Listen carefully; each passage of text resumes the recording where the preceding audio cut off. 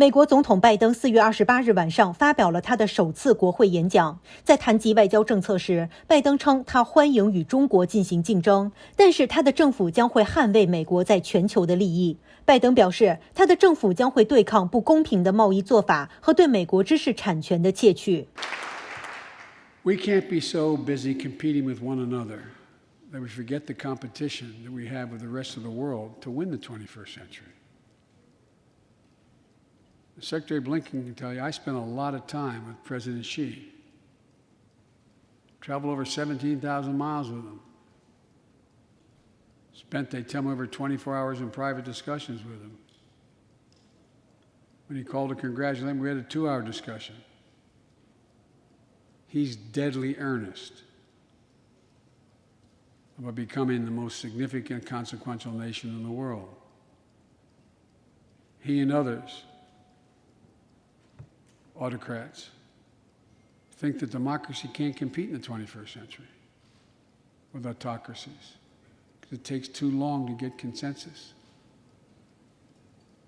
The investments I propose tonight also advance the foreign policy, in my view, that benefits the middle class.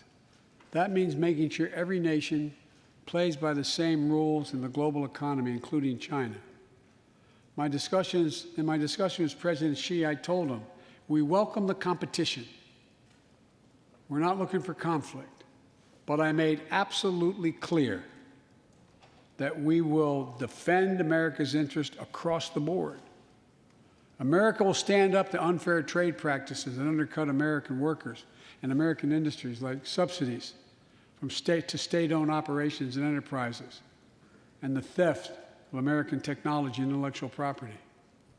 I also told President Xi that we'll maintain a strong military presence in the Indo-Pacific, just as we do with NATO and Europe, not to start a conflict, but to prevent one.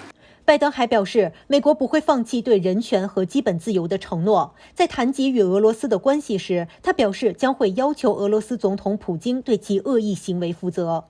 本月早些时候，拜登政府对莫斯科进行了一系列制裁，指控后者干预美国大选，犯下侵犯人权行为以及对美国网络的全面攻击。此外，美国国务院宣布驱逐10名俄罗斯驻华盛顿大使馆的官员。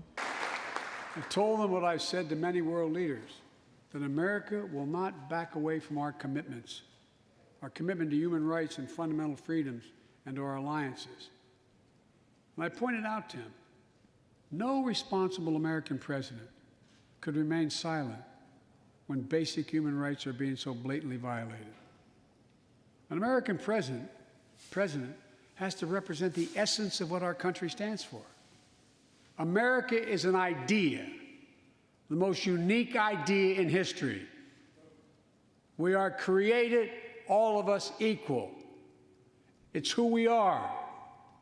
And we cannot walk away from that principle and, in fact, say we're dealing with the American idea.